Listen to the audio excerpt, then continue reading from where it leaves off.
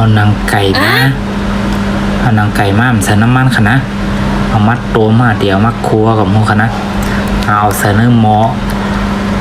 แล้วก็คนกับคนมาหันน้ำมันออกค่ะนะแล้วก็มาอุบไว้กำหนึ่งค่ะเนาะแล้วก็ตีเป็นน้ำมันค่ะนะคือเนื้อไก่นั้นน้ำมันมีน้ำนะคะนะเหมือนคล้ายๆกับตั้งหมูเขาเนาะเขาตักน้ำมันออกค่ะนะโอ้ด้วยค่ะลูกที่เขากินเขาขานะค่ะนะในไก่นั่นค่ะเนาะในไก่ที่เขาสุกเกี่ยวกับเขามาตัวมาจากไหนคะนะแล้วก็ตีเป็นน้ำมันออกมาเป็นจุดไหนคะเนาะด้วยค่ะลูกพอเขากินขอนะตัวเขาน้ำมันติดด้วยค่ะลูกน้ำเอากล้วยมาตุง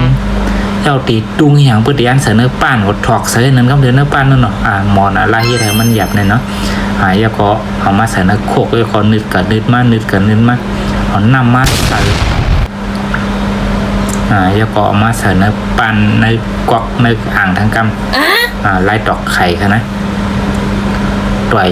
อินแล้วก็กิมให้มาเกียดมาเฮ็ดปื้อ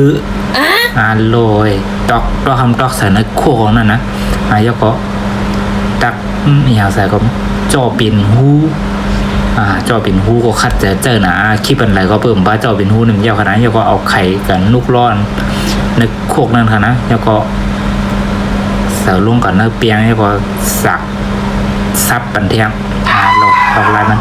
นั่นจ่อปิ่นหูงกว่าตั้งแต่ก็ตึกจอมตั้งดิ๊กนะเพื่อมีเงินนำไปซื้อจ่อบันเฮียนอันนี้ก็เดี๋ยวไรตุ้งจอมดิ๊กตั้งกัดต่อนั่นก็กล้วยนั่นนะในเบอร์อย่างกับหูค่ะเนาะเบอร์มันตั้งในตัวลีค่ะเนาะเบอร์หมักอื่นนะดอกแล้วก็เอาใส่น้ำกามติใส่อย่างกับหูค่ะนะน้ำกามเนาะแล้วก็เอามันจากตีเขาโคกไข่มากันค่ะนะแล้วก็เอามาใส่เอาอย่างใส่เทียงกับหูค่ะเนาะใส่เอาอย่างมาใส่เพิ่มเทียงกับหูนั่นเอาจอมาตักใส่กวัก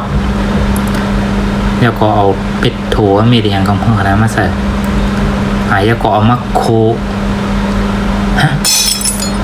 มอเขาเจ้ามอด้วยกันนะเจ้าเปียงเจ้าหลีดอกเพื่อว่าวางจับขอบนั้นมันเด็ดไหลลงกุ้ยค่ะนะมอมันหลีฮะเปียงมันหลีกับหูค่ะนะมันเฮ็ดไว้จังนั้นค่ะนะโคคือมันขอบจังนั้นค่ะอยู่เนาะแล้วก็มาวางในปั้นขอบตีค่ะนะล็อกไลน์มันต่ำเนี่ยจ่องในตัวโผล่ในที่ของหูค่ะนะด้วยเดติเลยห้องบาคือขนาดไข่ตั้งเปียงให้ตั้งโถให้ล้อเล่กันค่ะนะเหมือนจึงโถ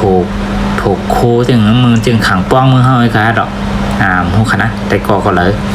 สนใจใครเฮ็ดเมนูในตุ้ยเนี่ยก็จำเฮ็ดด้วยค่ะนะโถขังป้อง